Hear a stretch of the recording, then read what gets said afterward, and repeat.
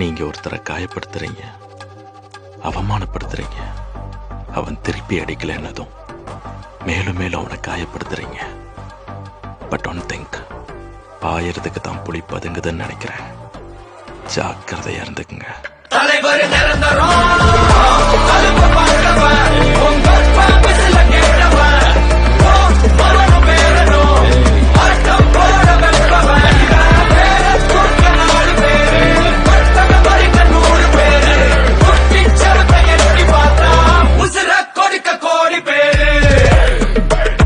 நீங்க ஒருத்தரை காயப்படுத்துறீங்க, அவமானப்படுத்துறீங்க.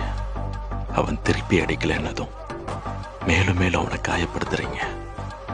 But one think, பாயறதுக்கு தான் புலி பதுங்குதுன்னு நினைக்கிறேன். ஜாக்கிரதையா இருந்துக்குங்க. தலைவர்